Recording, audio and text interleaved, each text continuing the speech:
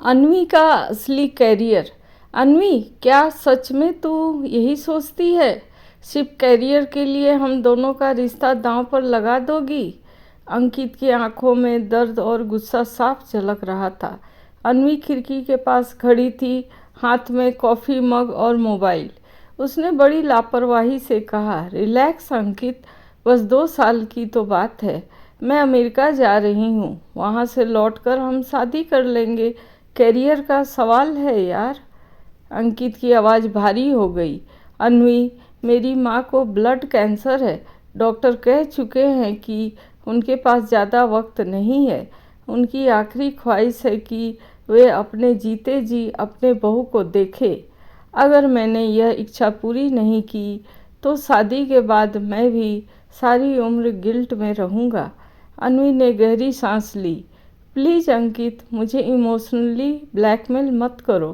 Company का contract है, उसमें साफ लिखा है कि अप्लीकेंट अनमैरिड होना चाहिए। मुझे जाना ही होगा। अंकित बुरी तरह टूट चुका था। होटल से बाहर निकलकर कार में बैठा और सिर पकड़कर रो पड़ा। उसी वक्त उसका मोबाइल बजा। उधर से माँ की थकी हुई आवाज़ आई, बेटा, अन्वी को साथ लाया है? शादी के कार्ड का डिजाइन देखना था। अंकित ने आंसू रोकते हुए झूठ बोला, माँ, अन्वी ऑफिस के काम में व्यस्त है।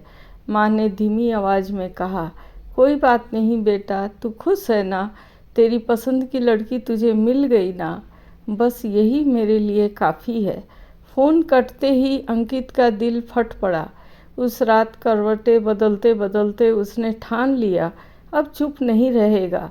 सुबह होते ही अंकित ने अन्वी को फ़ोन लगाया। अन्वी, मैं तुझे रोकूंगा नहीं।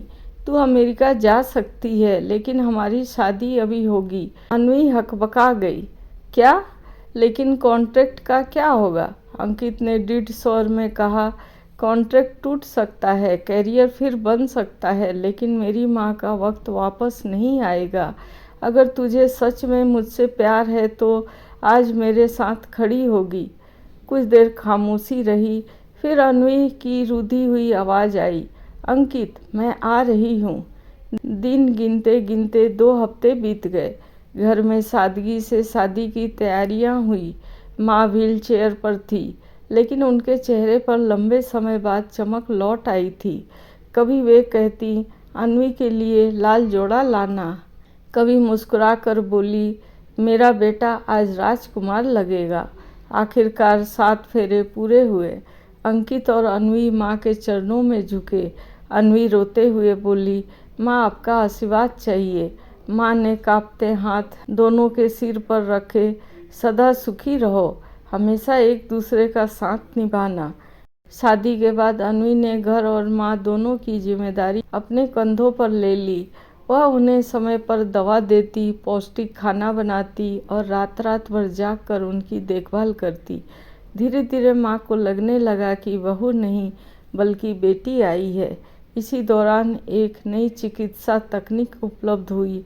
अन्वी ने हिम्मत दिखाई, अपनी बचत, अपनी योजनाएं सब दांव पर लगाकर माँ का इलाज कराया और चमत्कार हुआ। कुछ ही महीनों में माँ की तबीयत सुधरने लगी। डॉक्टर भी हैरान थे, ये तो मेडिकल मिरेकल है। माँ की आंखों में फिर से चमक लौट आई।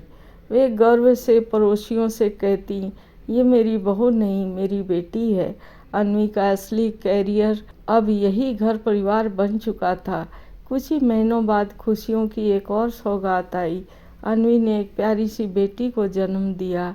अन्ही बच्ची को गोद में लेकर माँ की आंखें भर आई।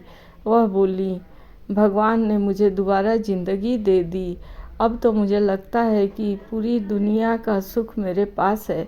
नन्ही पोती की किलकारियाँ सुनकर माँ का चेहरा खिल उठता। वह उसे झूला झुलाती, लोरियाँ सुनाती और हंसी खुशी पूरे घर में गूंज उठती। अब माँ पूरी तरह से ठीक हो चुकी थी, बीमारी जैसे कहीं पीछे छूट गई थी। एक शाम अंकित ने अन्वी से पूछा, अन्वी, तुझे कभी अफसोस नहीं हुआ कि तूने अपना कैरियर छोड़ दिया? अन्वी मुस्कुरा कर बोली, नहीं अंकित, यही मेरा कैरियर है। यह घर, यह परिवार और माँ की सेवा, यही मेरी सबसे बड़ी उपलब्धि है। करियर तो कभी भी बन सकता है, लेकिन अपनों का साथ और दुआएं ये दोबारा नहीं मिलती। अंकित की आंखें भर आई। उसने माँ और अन्वी दोनों को गले से लगा लिया। माँ की आंखों में चमक थी और होठों पर मुस्कान। अब मुझे कोई डर नहीं, मेरी बहू नहीं, मेरी बेटी मेरे बेटे का घर संभालेगी।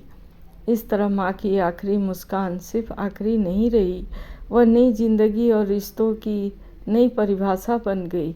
और अन्वी ने साबित कर दिया कि सच्चा करियर वही है जहाँ दिल की संतुष्टि और अपनों की दुआएं मिले। थैंक्स।